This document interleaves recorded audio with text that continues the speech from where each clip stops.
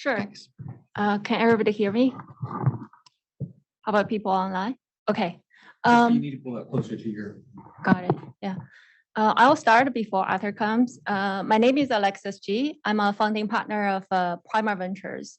So Prima Ventures is an early stage life science venture capital firm. So we kind of focus on investment in life science tools, diagnostics, and therapeutics.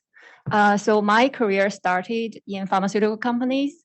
So after getting my PhD in molecular genetics, I worked in pharmaceutical companies, including Merck, Roche, and Life Technologies. And then I switched to the VC side. So in the last more than a decade, I was working in VC firms, including Arch Venture, Wuxi Venture, and then 6 years as a partner at Illumina Ventures. So earlier this year, I and some other people founded a new firm called Prima Ventures. So we are already actively investing. So really love to tell you what our investment strategies are and what we view about this market. Thank you. So were you the first person? Sorry, I kind of walked. Yeah. So before you came, I was just giving an introduction. Okay, great. Well, so let's go then to Brian. Alrighty, good afternoon, everybody. My name is Brian Meshkin. I'm a managing partner with Profound Ventures, a principal with the consulting firm Stratus Advisors. And I'm actually in the midst of, again, hopping back into the entrepreneurial realm and co-founding two companies, Prove Genomics and Alchemius. My background started in pharma, like Alexis, started my career at Johnson & Johnson, and then at Eli Lilly, where I helped them start their Eli Venture Fund 23 years ago, as the very first pharmaceutical venture fund from a pharma company investing into what would now be called digital health technologies. I then pivoted into molecular diagnostics and went to a small little GI lab at the time called Prometheus Laboratories that we built up, brought in pharmaceutical products, and ultimately sold to Nestle. And then from there, hopped back into the entrepreneurial realm and have founded and created several companies since then. And most recently, for the past 5 years, I've had a social impact group, Profound Ventures, and had the honor of actually facilitating this panel last year, giving an outlook on what this past year was going to look like. And so hopefully we'll be a little bit more accurate this year. It's great to be here. Thank you, Brian. Let's go then to Chris. Hi, yeah, pleasure to be here today. So I'm Chris Calhoun. My background is 25 years founding and running medtech and biotech companies. Probably the most significant of which was Cytori. Took it public in Germany and then NASDAQ, and ran that for about 20 years.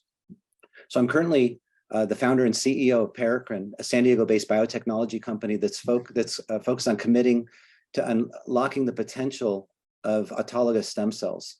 And this is targeted for patients suffering with chronic illnesses by discovering, developing, and delivering innovative and effective human therapeutics. So our device-enabled cell therapy really bears the promise of effectively addressing the underlying common pathology associated with chronic disease. And that's due to its multimodal mechanisms of action. So I look forward to the panel today and discussing this with you all. Right, well, thank you. And then Scott? Let me unmute myself. I guess that's helpful. So hi, everybody. I'm Scott Stout. I'm the CEO of MedVector. And I guess I'm kind of the other side of the table from these guys. I am a founding CEO, and we are raising our Series A right now. What MedVector does is we have enabled treating physicians to host clinical trial appointments from their own practice without becoming an investigator. And so this is really kind of a game-changing moment for the clinical trials industry in finding ways to incorporate treating physicians to offer clinical trials as a care option. And nobody's been able to figure that out exactly just how to do that just yet. And this is where a lot of the opportunity stems in the space. All right, well, thank you. As we all know, and I asked my good friend ChatGPT about like what's the status today of the healthcare, and then it spit it out pretty accurate, like 8 different categories of problems, including the mental issue, mental state of the whole society post-COVID, and then the prices that are always on the increase, and of course shortages and stuff, and also the transformation of the telemedicine into the real world, and then how is that scaling down now versus scaling up, and also the whole area of the investment that is being right now either flat or downgraded in the terms of the valuations. So for the companies that are in biotech, so it should be a very interesting panel because we have such a diversity of different notable panelists, and I'd say that I would like to start with the person next to me because she's here, so she's got the privilege of being here and being asked first as a lady too. So I would like to ask you, Alexis, like what are the main in your company, your investment criteria? What are the main challenges that you're foreseeing for the 2023, and then what are the specific types of investments and areas that you're thinking of investing in? Yeah, sure. I think that this is a very tough fundraising environment. It's very challenging for many startups, I guess, especially for later stage, who those companies usually have a pretty high burn rate, and they were used to getting a lot of money, right, at a good time. But now the environment suddenly changes, so they have to really adjust to a new paradigm. So where they really need to cut costs and really find a cost-efficient way of building their business before the IPO market opens or before merger acquisition opportunities really present. So I think what I see the current market is really, I guess, challenging, but also presents really great opportunities, especially for VC funds who have dry powder and also who have expertise. So I guess that's one of the strategy I guess we are working on. And I think the good side, especially for investor in this environment, is now a lot of good opportunities really become available, where 2 to 3 years ago you have to fight for them and you are not guaranteed a spot, right, around the table. But now many of those high quality deals become available. And then the second, so a lot of the companies are really raising funds at very attractive valuation. So I guess for investors like us, so we can find the high quality deals, then really validated them in the last several years, and two, invest at really high value, really good attractive valuation. This really bring great opportunities to really get good multiple in the next few years for investors. I guess in terms of the area of investment, so I guess we are really working in the intersection of technology and biology, what we call deep tech. So there were two main areas we really focused on. One is life science tools and diagnostics. By tools, what I mean is life science devices, sensors, instruments, reagents, biochemical analysis, where you develop and enable pharmaceutical companies or research institutes to do life science research. And these opportunities really is good in the sense that many of them really can develop a product in a relatively short time frame. And what we support them are in the early commercialization stage in Series A, and the technology risk is usually largely gone. And we just support the early commercialization stage where the company can go from no revenue to revenue of 10 to 20 million. And that's where we expect a pretty high multiple for investors. And then the second category is therapeutics, where we really invest in those really new modalities, new class of drugs like cell therapy, gene therapy, which going to become a mainstream in the next 5 to 10 years. And also new modalities like AI, genomics-enabled drug discovery using big data and machine learning. And also new modalities like a protein degradation, antibody drug conjugate, and really RNA therapy. For example, the RNA drugs developed for COVID by BioNTech, Pfizer, and Moderna. Yeah, so I think for a lot of people, this is a miserable time, but I think for the right investors, this is also a time of good opportunities. Right. I just want a quick question before I let the other panelists talk. What is the general, like a sweet spot for your fund? Yeah. We typically focus on Series A investment, so where we put in 5 million in the beginning, but during the life cycle of investment, probably 8 to 10 million. Yeah, so we plan to invest in, let's say, 12 to 15 companies in the in the fund, and typically Series A stage, but sometimes early, like a seed or growth stage. Marty? Are you seeing that more firms are like marketing the market, lowering the valuations, et cetera? Are you seeing that happen now? Yeah, I think so. A lot of companies actually now the flat round is normal. Down round, I think probably appears at least 1/3 of the companies who are raising. Yeah, I think a lot of VCs are facing the problem where they have a lot of portfolio companies, then they have to support more than before because every company needs to raise money, and relying on outsiders is really not the situation anymore. So a lot of VCs have to pump more money in their existing portfolio companies, and then the money available, to support newer companies is really rare compared to before. So that's the challenge that everybody is facing. Why are things also even worse than that? It could be, yeah. Because I guess the issue is, it's not just that they have to figure out if their portfolio actually has any clear-cut winners, right? I mean, now is the time to evaluate the portfolio to say, do I dump all these losers and just go all in on something new that's going to be a home run? Or do I have a home run and any of these things are already in my portfolio? And that's hard to value. The other issue is that we're seeing so many healthcare deals come from this bridge rounds. And a bridge round at your last valuation, based on time value of money, is a down round. Oh, well. In philosophy, you went to Harvard, Gary. You agree with that, right? Yeah, right. Yeah, very true. I think this year situation is even tougher than last year, because last year VCs could say, I can support you for 6 months, right, until the next round of financing, and now a year has passed. Like, what's the next step? Yeah, exactly. And the second issue of being a VC, raising a new fund, is that family offices and institutions already have venture capital in their portfolios, and that hasn't been marked to market. And so they are overrepresented with venture as an alternative fund in their portfolios. Although in actuality, when you market to market, they're not overrepresented, but it makes it more difficult for the new fund pipeline. Yeah, true. What I heard was a lot of family offices and institutionals have to rebalance, their allocation for capital. For example, on the public market, a lot of companies' valuation has dropped. So the percentage of public companies really dropped, for a lot of institutional investors, where the private market valuation really has a lag.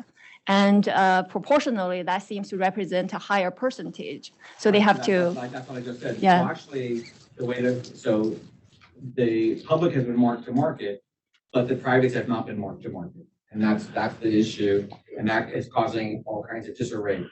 Yeah.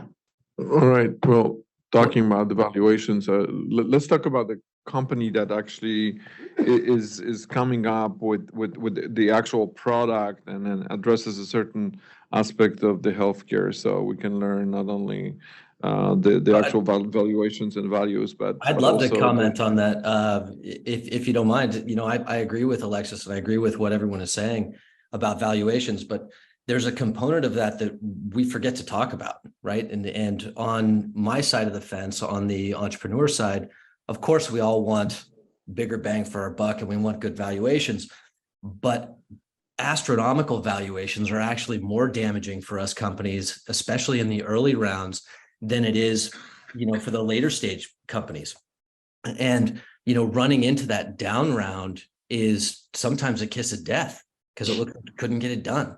And, so runaway valuations are potentially a problem. I think what's nice is to have fair valuations, right? And I know that that's kind of what everybody wants, but I think that that's really where the market feels that it is right now. It doesn't feel like it's extra pressure downward, at least from my perspective, but it also doesn't, we're not into the $1.2 billion valuations for companies that are making, $60 million in revenue. And we were seeing that, which was scary. All right. Well, Chris, I want to talk to you. You're in a cell therapy business, and then apparently this is where the biggest hope is, and then the cell therapy allows for curing a lot of issues with the chronic diseases. and then I'd like to learn about what it is that exactly you're doing right now with your company. Sounds good. Yeah. So it's autologous cell therapy. So we basically have a device that sits at the point of care. You take a small amount of fat, 20, maybe 60 to 120 cc's of fat. So maybe about a fifth of a can of Coke or less. And it processes right there in real time. And then it kind of puts together a population of regenerative cells. So not just the stem cells, but this team of cells that go in, and then they respond dynamically to many of the different underlying pathologies associated with chronic disease. So it's unlike a drug that's kind of the silver bullet that goes after one particular mechanism. It doesn't generally work very well for chronic disease, which are complex. This is a population of cells that's going to do lots of different things and fundamentally address some of the key underlying pathologies like inflammation, ischemia or low blood flow, and tissue damage. And so it's in some ways, I think it's a game changer for addressing these chronic diseases because it really addresses these underlying pathologies and changes the course of the disease. So as a company, we're raising a Series A as well. And this is predicated on technology that was been developed over the last 20 years that I was a part of founding and raised 400 or 500 million, developed it. And then that company pivoted, went into a different direction. So we're able to kind of get the technology back now and refocus it onto a specific indication. So I'm doing a 30 million Series A to execute a phase 3 trial in diabetic foot ulcers. So I'm basically right where Alexis described as probably the hardest part to raise money, except doing it without an existing base of investors. So going through all of the same struggles that everybody's describing in terms of the market, but now getting some traction because I think investors can see the opportunity and the uniqueness of the platform, and the late stage is de-risked from a clinical point of view. So I think those are the advantages. And where exactly are you with your product right now? I mean, how far are you from any kind of like FDA approvals and such?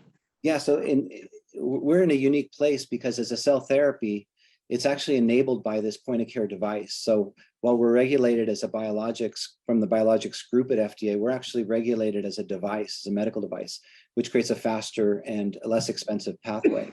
So we're raising funding to do that final pivotal.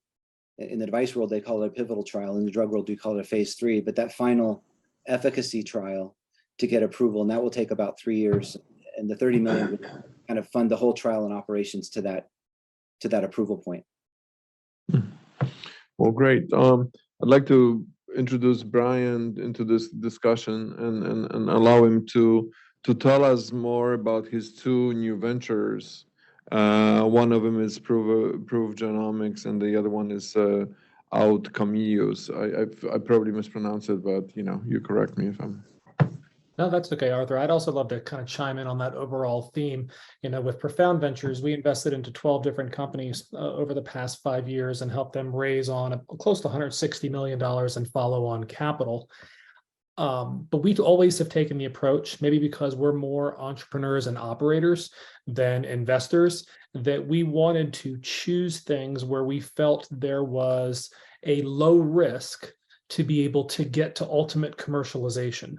Everybody has good ideas, but good implementation is really what ultimately delivers shareholder return and business success. And so we shied away for the most part from higher risk therapeutics and focused in on digital device and diagnostic in areas where we could participate in a low risk investment, even early stage, but be able to generate what we believe was a fairly fast and effective return. And I think that positioning that we had when there was kind of the irrational exuberance has actually been very good for us. It's indicative of kind of our approach in general to how we handle things. And that even dovetails to the question you asked, Arthur, around the 2 new ventures that I am starting. I started Profound Ventures basically with the C-suite, most of the C-suite from my last company that I had founded, which was another Inc. 500, Deloitte Technology, Fast 500 health tech company that I ran for 8 years. And so there's familiarity with regards to the team. And so we're kind of doing a next generation of what we were doing beforehand. We are reconstituting some of the things we did with regards to our advanced algorithms that combine genetic information and non-genetic information in being able to optimize treatment decisions around patients who are either in chronic pain or post-acute pain following surgeries. We were able to evaluate that information operating a CLIA-CAP laboratory and then pulling in a voluminous amount of information on a patient upfront, and then in tracking those patients every month to be able to update those analytics to be able to ascertain how someone feels pain, where that pain is coming from, which type of treatment modalities, medication, interventional procedures, surgery are most likely to work, and what some of the downsides are of that. And we won lots of awards from different medical societies for our research. If you were to look at the data from the CDC for the past 23 years, you would see pretty much an upward trajectory, for example, in opioid overdose rates. And there's only about a 4-year period where that plateaued and actually went down. And those were the years where PROVE was in existence, because we had the data published in the literature where we showed that by giving this analytical information, some people may bastardize the term and call it machine learning or AI or those type of things, but it's really just advanced mathematics, that you are able to, with a high fidelity, over 90% accuracy, be able to predict which treatment modalities would work best. What is the underlying cause of the condition? So you're not spending 3 to 5 years to figure out what's going on. What are some of the downsides? Because not everybody becomes addicted to opioids. Not everybody gets a bleed from an anti-inflammatory drug like an Advil or something prescription. And so to be able to identify those subsets and to protect those people and to be able to drive positive outcomes and save the system a tremendous amount of money, as well as save a lot of patients' lives, can be a good thing. And so we're standing up the PROVE genomics again. And then during that time, we were meeting with Medicare every single year, as well as a lot of payers, and showing them the outcomes that we were doing. In the healthcare system, there's coding for diagnosis and there's coding for treatment, but there isn't coding for outcomes. All because someone disappears off your EMR and they aren't showing back up at the doctor at the hospital does not mean they're better. But that's the de facto assumption in the healthcare system. And claims data isn't really very effective at doing that. If it was, then Blue Cross Blue Shield with 150 million American lives, and it could predict a lot, and they can't, because there's a lot of perverse incentives in the system. And so with the data we were tracking 153,000 chronic pain patients every month with the genetic information, these functional outcomes every month. We were providing that data on an annual basis to CMS and meeting with them in Maryland and going through the amount of money we were saving them by virtue of the fact that we could prove or track exactly what was happening, what was working, what was not working, how patients were getting better, and how the costs were being removed from the system.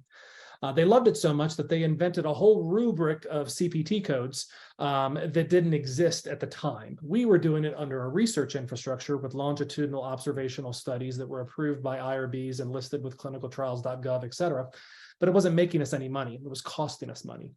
Now there's a whole rubric of CPT codes around that. And I was really proud of the business that we had built beforehand. And when we crossed 30 million in revenue and 5 million in EBITDA, and we were gearing up to go public, we were going to do about a $200 million IPO at the time. A different course of events happened, but with the new reimbursement codes that exist, it's an incredible business thesis, because on that business that did 30 million in revenue, that was tracking 153,000 patients every month and adding about 4,400 patients a month in it, with this unique site management organization that we had and tracking these outcomes. With the new reimbursement codes that exist, we would have done 936 million in revenue on the same cost of goods sold, which gives us almost like SaaS-like margins, and very, very attractive. And so that's Outcomeus. That's the outcomes operation. And we're not just obviously going to be tracking those patients who are tested by another company, but we are going to be tracking all patients that would qualify for that service, which is enormous, considering that chronic pain is larger than cancer, diabetes, and heart disease combined. And we're going to be going back to the same roadway that we paved beforehand, the same customer base, which involves a lot of the leading academic centers and leading pain management and orthopedic surgery groups in the country.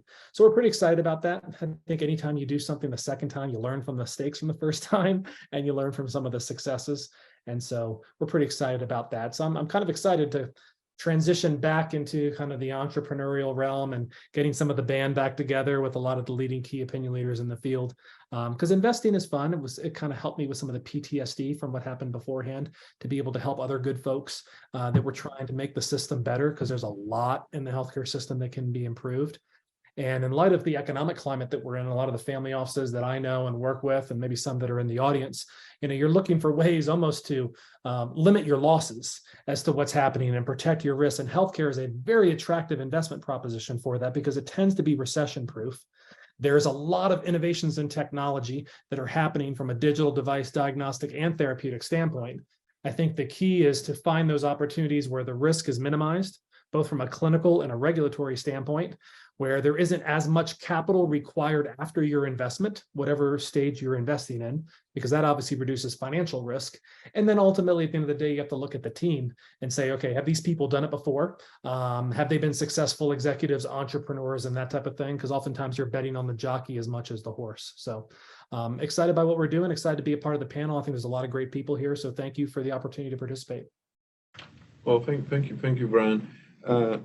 Thank you, Brian. And then for just talking in general, part of the whole picture of being in the healthcare, it's always the regulatory business. So I have a question for Scott. If there's any regulatory tailwinds for to survive the perfect storm that we're in right now in the clinical trial sector. Sure, very much so. In fact, I would argue that we're on the verge of a medical revolution similar to the Industrial Revolution. And all of that starts with getting new medicines to market more quickly. And so that's been one of the big, kind of driving factors that regulation that has been, pushing toward pharma. And it's an interesting dynamic between pharma and the FDA. It's actually pharma and the CROs that are more conservative than the FDA. And you would think it would be the opposite. The FDA is actually very, very much supportive of new technologies, and they want you to create what they call a defensible position. And so they want you to use their guidance to create this defensible position. But then you've got an industry that is so risk adverse that they just go, that's cool, but not my study. And so we're getting some clarity finally from the FDA about this new thing called DCT, so decentralized clinical trials. And so these decentralized technologies like telemedicine, we're getting clarity on how to use those effectively, and who needs to be on the 1572, and who's a sub-investigator, and what's allowed to be used at, how are we allowed to use treating physicians as part of clinical studies without them being investigators. And these are all places that I think that, we're on the forefront of MedVector, and in really getting these new medications to market more quickly. So a lot of people don't know this, but the average time to market for a new medicine is between 10 and 14 years. And the medical patent is a 20-year medical patent, and that clock is ticking that whole time. And then the numbers, the value of these patents are astronomical. So Humira, which is a medication that just recently expired, the value of its patent is $20.5 million a day.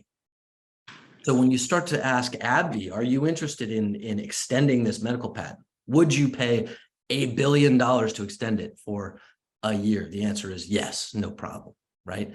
And so the faster that we can get these medications to market, the longer we extend this medical patent protection, which increases the profitability, which puts more, one, it lowers drug prices, but it also puts more money into the R&D for the next project. So we have so many really, really amazing technologies that are out there right now that just aren't being utilized because we're 10 years in the past right now, as far as what's being approved. So we really are on the tip of the wave. The wave is cresting. It's a perfect storm of investing in healthcare and getting new technologies into places and forcing some adoption. And this is going to be big. Well, Scott, I have a different view, maybe not 360, Yeah. 180 degrees. I'll give him a microphone. Part of it is the fact that, here, let me get this. Is the in Can we do this? Is it on? Is it green? It's green. Green is on. the Inflation Reduction Act. So if you're looking at that, for the first time, the government says we're going to regulate and tell you what we're going to pay for drugs for Medicare. Now, guys are saying it's unconstitutional. They should go and sue them, but they can't sue them yet because they don't know which ones they are. So I think that's the first one. The other thing is that in general, there's pushback from the insurers who are trying to provide health care to their employees, but want to do it at a reasonable cost. Now, there was one of these at a prior session here a couple of months back, and there was one lady that presented something on food allergies. And so she thought her peanut allergy could get $12,000 a year. Now, I don't think so. I don't think anyone's going to pay for that, $12,000. Certainly not a private insurer, because it'd blow the cost of his operations. And so we've got $550 billion that we spend on medical costs in the United States. The government's going to squeeze the providers. They're going to squeeze the drugstores. They're going to squeeze Medicare. They're going to, the private guys are going to squeeze their people. We're probably going to have only 500 billion 5 years from now. So I think the valuations have got to go way down in terms of what you expect. True, a few things will go faster, but I think that there's going to have to be, just like in Europe, and I've got pretty good familiarity with Europe, rationing, controlled prices, and a lot less profitability. So except for a few blockbuster drugs, and the government's trying to block a whole bunch of them right now, I think you guys have got to kind of get out of what I think is the SPAC era of 2 or 3 years ago and say, hey, the environment is much less robust and probably much tougher. And so I know a lot of people don't want to cut their valuations in half, but if you don't, I think you're just overly optimistic. At least that's my point of view. And I don't think, Gary, Sure. that's So- their fault. so let me- that's just a discussion item. Everybody has Yeah, let different me viewpoints. answer that there. So, there's a huge difference between insurance payback versus research, right? So those are two completely different things. And one is very much government, has a budget. But when we're talking about research, this isn't so much having a budget. The pharma itself has its budget. Now, one of the things that everyone in this room, this being a VC room, everyone has taken economics 101, okay? And so we all remember our supply demand curves. There's a third axis that we all forget, and it's time. The longer we can extend a product over a period of time, you actually become more profitable by lowering the price. So if we can get new medicines to market more quickly, well, it extends that time period of the patent, and it forces lower prices. And so these lower prices are actually what these governments are talking about. They're not talking about regulating profits. They're talking about lower prices so they're more affordable for more people. And so a key component of that is getting advanced medicine to market more quickly. Well, thank you. And I just wanted to focus more. I mean, we're not going to be able to solve with this panel actually the whole healthcare pricing issue and insurance issues and things like that, Gary, because they're no experts. I mean, we're all kind of like suffering sometimes from the pain of paying a lot of money for the services, although they're fantastic, they're expensive. So I'm leaving it at that. But just following up my interest in the biotech, life science / healthcare, I'd like to continue on and talk to Alexis about, you've invested in a lot of things, and you have so many different groups of the investments in your life sciences. But out of those groups, which one is the one that you think is you have you like the sweet spot for that company or that type of industry out of all of the ones that you're investing in right now? So what kind of characteristics are we Yeah, looking at? characteristic. I mean, the synthetic biology, the single cell analysis. What is it that you kind of like really feel bullish that? Yeah. And then whenever you see the company, your light, your eyes light up, Yeah. and then you say, yeah, I really. Yeah. Yeah. I guess over maybe more than 10 years, I guess we really developed the thesis of where we can, for example, make good investments and really make good multiples for our investors. I think we really every year look at several hundreds of deals and maybe pick 3 to 5 to invest. So we really develop a number of thesis area. For example, for the life science tools and diagnostics, so we are focusing on several areas. Like one, like you mentioned, the synthetic biology. Represented by public companies like Twist Bioscience, which actually I invested, like Ginkgo Bioworks. So those are companies where really trying to develop new methods to make DNA, RNA, protein, or do genetic engineering in a much higher throughput, faster, cheaper way. And then another area I think everybody knows maybe about the word genomics, but I think genomics is really making changes in biomedical research and also how drugs are developed. So I think how to take advantage of the genomic era to really upgrade the current traditional biochemical assays with higher throughput, high multiplex, cheaper, better way. That's another area. I think there was a whole lot of technology companies that really go into that category.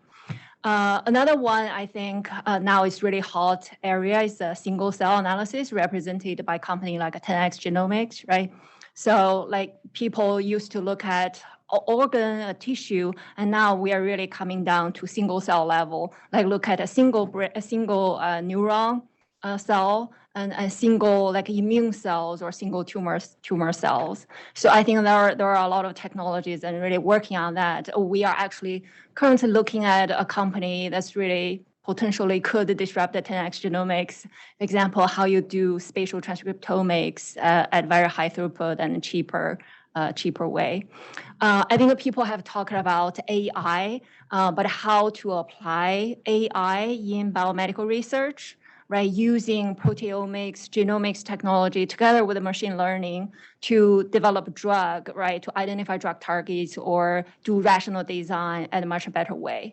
So I think these are super exciting. I think on the diagnostic side, you've heard about a company like a Grail, right? Guardant Health, Exact Science.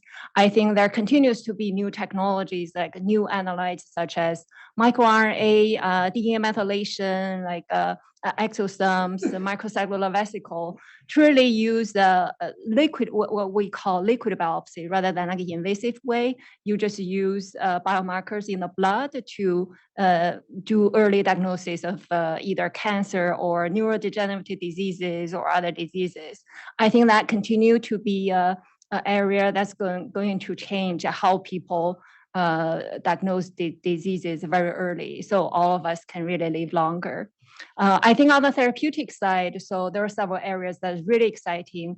As I mentioned earlier, I think cell gene therapy are really becoming the mainstream, right? People used to use a small molecule or antibody to treat diseases, but now we are looking at a new modality, like how you can engineer a certain gene in your body, right, to produce, for example, therapeutics enzyme that's really missing in a patient, or how you like really engineer the immune cell so that it can really tackle tumor in your body, right, rather than taking a drug from outside. So I think that really presents super interesting opportunities. And then I think you've heard recently probably about Alzheimer's disease drug, right, by Biogen, certainly, right, seems to be working. GLP-1 agonist, right, developed a Novo Nordisk or Lilly, really could be used for weight loss. And really some other exciting, like it's anti-aging, because all of us care about how to live healthier, longer, no matter whether you are rich or poor. I think those are themes that's really becoming areas where people are thinking practically how to develop drug or develop therapy or develop early diagnosis. So I think those presents interesting unmet needs in parallel that really present great opportunities for us. Oh, thank you. Yeah, I heard about this weight loss new pill, and then I still think that eat less would be a much better pill than anything else. Yeah, there we go. Can't sell it though. But seriously, I would say, Scott, yeah, I give you a little bit of room here. You wanted to talk a little bit about applying all this innovation in healthcare. So is any of those things that we've talked about it, any close to, like, we're talking about all those different R&Ds, but what is it that we're getting that is new in the healthcare in 2023? Like any tangible things, or let's say 2025, but things that we can like grasp. Sure. It's not just new now, right? It's that just the healthcare industry is so far behind the curve in general, right? So like doctors didn't even start using electronic records until 15 years ago, and the rest of the world's been doing it for 40, right? So it's just kind of lags behind. And so we've got new technologies like AI, like gene sequencing. We've got all sorts of new diagnostic tools. We've got preventative maintenance concepts and utilities that are out there. So there is a ton of innovation that's coming our way, not only from the therapeutics themselves, but just from the industry adapting standard of practice from the rest of the world. I mean, telemedicine is encrypted video conferencing. We've had video conferencing for a long time, but nobody was using it. Pre-COVID, half of my job was explaining what telemedicine was. Now the entire world knows what it is. And so it's very interesting where we're sitting with the existing technology. It has never been easier to identify patients for clinical studies. People don't realize that. It's literally never been easier. The challenge that we have is patient identification isn't the same as enrollment. We still need access to those patients, not just access for the patients, but we need access to the patients. And so we need technologies like MedVector. We need some, forced adoption, and we need some, penetration and clarity from the government so we can start utilizing these technologies and make people feel safe about utilizing them from the pharma perspective. And we're there. We are past getting there. We're starting to see it. We're seeing decentralized clinical trials. We're seeing bits and pieces of it. We're seeing wearables being used in clinical trials. And so all of this it has a huge output potential that I see being very early in the process, and everyone else is going to see in about 5 years. Chris, you want to add anything to it? Yeah, I think we've touched on a lot of the themes that we're looking at. For example, on the cost of care issue and the development of some of these immuno-oncology-based cell therapies, the dirty little secret in our world is the cost of these therapies. I mean, some of these immuno-oncology therapies are upwards of $300,000-400,000 per patient for a sequence of treatments. And that's where we're doing something a little differently by using a point of care device in the patient's own cells and not overly engineering them, which we don't need to do for these regenerative applications we're going after. Not saying they don't need to do that for oncology, but in our world, we can bring the cost of care of these therapies down from not hundreds of thousands, not even tens of thousands, but down to the single-digit thousands. So our lead indication is for diabetic foot ulcers. This is one of the most common complications of diabetes, and it's tremendous healthcare cost and debilitating for patients. Right now, it's about $30,000 to treat a single diabetic foot ulcer. And patients have to go back week after week after week. Even with advanced therapies, less than half of them are going to heal within 3-4 months of treatment. And of those that do heal, half of those are going to recur within the first year. So it's clearly a broken system that's ripe for disruption. And that's where our cell therapy comes in. So a single treatment, we've shown in 4 different studies, an 88% healing rate in half the time as the advanced wound care products, with no recurrences out to 18 months. And by the way, we can do it for a fraction of the cost of this $30,000 per patient. So I think the other piece to add to the whole pricing and healthcare value discussion is innovation. And that's where something that's disruptive, like our platform, I think can fundamentally change the cost structures and how we're doing it. And diabetic foot ulcers is just the first indication. I mean, this is a platform that treats the underlying pathology associated with complex disease. Ischemia, inflammation, and tissue damage are common to lots of different chronic diseases, everything from heart failure to stroke, kidney failure, and so forth. So this is a platform that I think could really be an innovative leap in terms of innovation of therapies that could become very cost effective and save not only millions of lives, but billions of dollars. Okay. Well, thank you. Brian, you want to add something too? Yeah, I think that, with Chris's technology, it's a combination of a device and a therapeutic. And the actual technology, if you will, of pulling the cells that he's talking about has actually been around for a little while, but there's an innovation to it, to his point. And I think, if I can take a contrarian view to Scott's a little bit, and I agree with a lot of what Scott said, but I don't believe that a lot of the answers for healthcare are inventing something new from the pharma industry. I've been in the pharma industry. I don't buy it in the least bit. At the end of the day, science. Brian, I don't disagree with that at all. We're eye to eye there. And I think that, PhDs drive science, which have a doctorate in philosophy. And so it's all predicated on philosophy. And the philosophy of science has evolved over the years. There was times that we drilled holes into people's heads and we leached them. But math has always been math.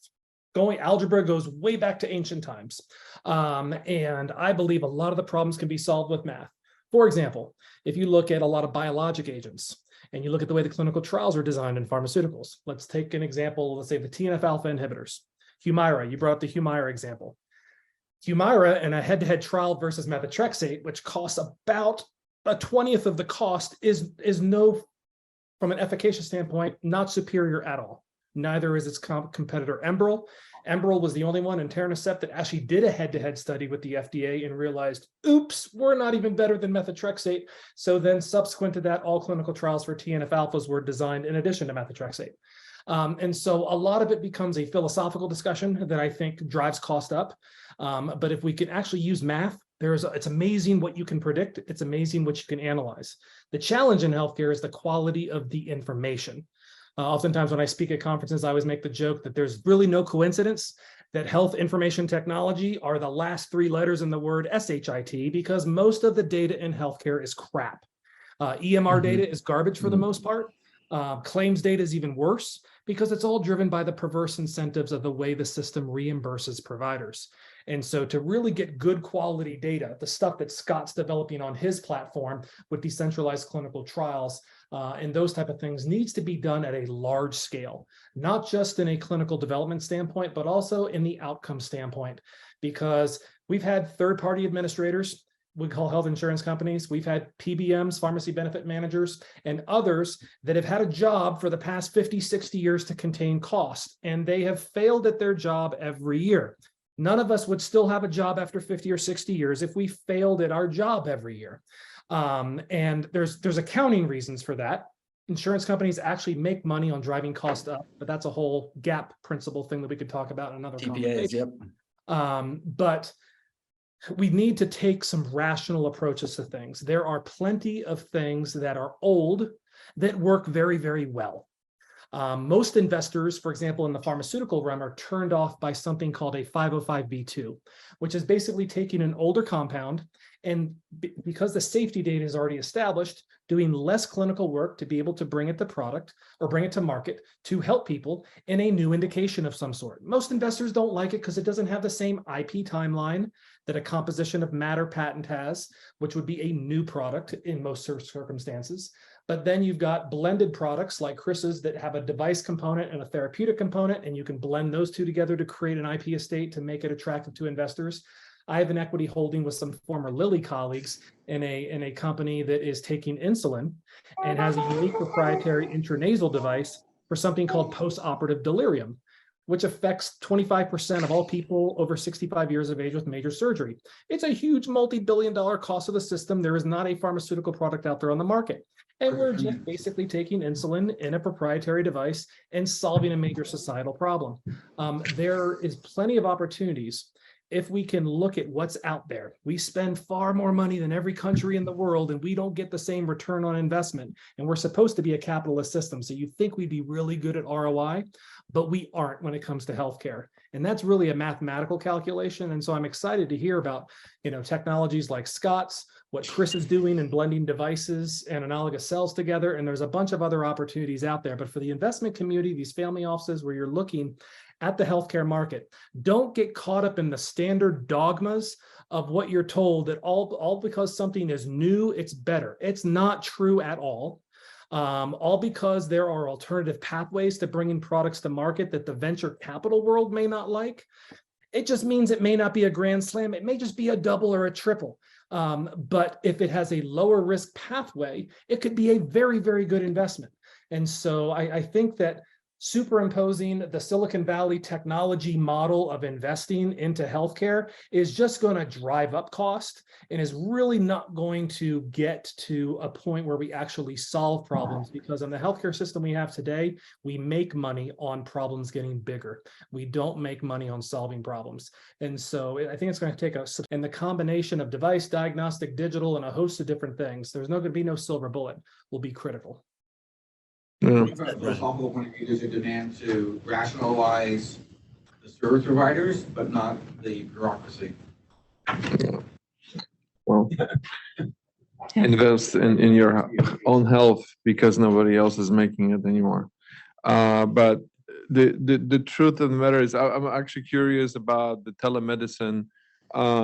How well it's been doing since the COVID time. I mean, is that analogous to the Peloton and other usages of of non-conforming type of behaviors that were not in existence before the COVID? Well, it's bigger than that, right? So show of hands, panelists and people sitting in the room, raise your hand if you've used a Peloton. Okay. Now raise your hand if you've used telemedicine. Right? It's probably everybody, right? And the concept is unlike Peloton, this is here to stay. It's not a brand name. It's a new technology, and it's a way that saves people a lot of time to where they don't have to go somewhere, right? So it eliminates the distance component. But the bigger thing that it does for us is it unlocks access to patients that otherwise wouldn't be referred to clinical trials by incentivizing a treating physician. So right now, forget the distance component, but even the physician that's across the hallway from a clinical trial site is not referring his or her patients to the clinical study because of fears of patient leakage. And there's no incentivization for them to mind their practice and look for alternatives. So telemedicine enables that treating physician to host a clinical trial appointment and maintain control of the patient, generate some revenue, and create access to his or her patients to that clinical trial site that's literally across the hall. So this technology has done something very interesting that nobody's talking about. So it enables a patient to be in two places at the same time. So before telemedicine, we had data collection and data entry, and there wasn't a way to separate it. So patient would walk in, you would record some data, and then you would have to write it down. Wherever you write it down or enter it becomes the source. So this is a big deal for clinical trials. Well, with telemedicine, the patient can be with their provider physically and virtually at a clinical trial site, but still at a clinical trial site. So the data can be collected and entered simultaneously at two different locations. And so the FDA is in love with this concept because we're not messing with the source data, and we're creating greater access to clinical studies for patients and creating greater diversity and all sorts of things. So lots of cool stuff. Yeah, I agree with Scott. If I can chop in there, Arthur, with regards to telemedicine. When I was at Lilly 23 years ago, we invested in the first telemedicine company, and we invested in the first decentralized clinical trial company, and actually did one at Lilly 23 years ago. Which one was it, Brian? The company was called 1789 and then merged into Face Forward. And then the company that was telehealth was called Helix. They then converted into Relay Health and did a lot of back office stuff, and they were bought by McKesson. And so with the opportunity, I think people have to understand this. So Arthur, directly answer your question. Telemedicine is used less now than it was during quarantine. And that's just the fact that we're not in masks and we're not quarantined anymore. The thing to keep in mind is that telemedicine is not going to replace all of in-person doctor visits. It's not. Just like television advertising didn't replace all of radio advertising. And the first internet website pages look like brochureware because people just took a piece of paper and digitized it and put it in HTML. And now the medium has changed. So you can still have paper brochures, but what you can do with the internet, because it's a different medium, is different. And that kind of gets to Scott's point. Telemedicine is not a video conference version of an office visit. That's not telemedicine. What telemedicine is an additional touch point that's going to fit into the multiple touch points that will exist within clinical trials, within healthcare, within remote monitoring of patients, within home health, because it creates another medium that will change the rules, it will change the dynamics, and it will redefine all the other touch points that preceded it, just like every innovation in technology does. All because a store like Nordstrom has a website doesn't mean that they don't have stores anymore. It just means that, guess what? They can do the returns for their online website at the store. They can advertise what's happening in the store on their website. They go together. There's synergy. And that's what's important to keep in mind. Every technological innovation happens the same. The very first television ads look like a radio ad with someone standing there holding the product, until VW realized that they could tell a story and make people laugh in the 70s. And it changed the way television advertising was done forever. So all of this is natural with technology adoption, but telemedicine's here to stay. Telemedicine's going to increase. It's going to be just like a doctor has their office hours and their rounds hours and their procedure hours and those type of things. Every doctor is going to have telemedicine hours. It's going to just become a part of the way clinical trials are done, the way healthcare is delivered. It's just going to become ubiquitous. It's just a question of how it's going to fit into your particular aspect, whatever you're in healthcare. Yeah, I just wanted to ask you one quick question about the telemedicine, right? So imagine now that we were just using a simple camera, and then we talk to the doctors.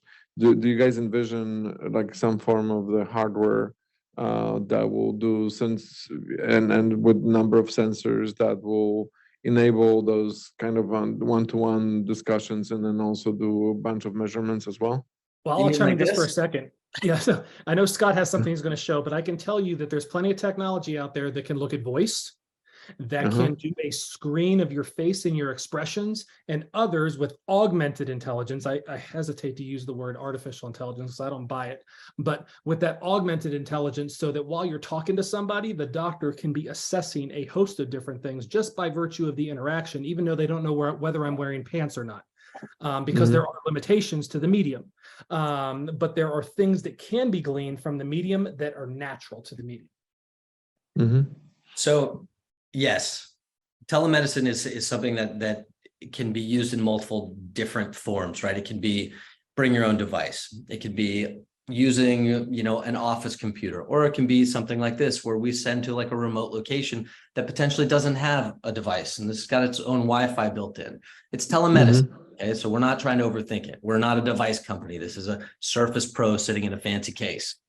But then back here, we've got some clever medical equipment. So just like you were saying, so there's a digital stethoscope if the investigator needs to listen to the patient's heart. But for the most part, for clinical studies, it's mostly observation. And so at no time in a clinical study does a physician put their hands on a doctor and say, it feels like it's getting better. You have to prove that it's getting better. That's the whole point. So most everything in a clinical study is done via labs, and we're using central labs, scans, MRIs, X-rays, ECGs. Those are all digital in nature now, so they can be sent to a clinical trial site, and then questionnaires. There are still physical assessments, but it's mostly those things. So conducting a clinical study remotely or participating remotely shouldn't be an issue unless there's something very protocol specific, which does happen. But even if in an instance where let's say there's a surgery involved in the clinical study, telemedicine still provides a path for that patient to fly in for the surgery and then do all of their follow-up care, not having to buy a house next to the surgery center, right? So it really does create a lot of freedom, which is one of the good parts about it. I think we're over now. I think so. Well, thank you so much for a wonderful panel. Marty? Great job, guys. Thanks so much. If anybody wants to get a hold of me or MedVector, I have put my stuff in the note or in the chat.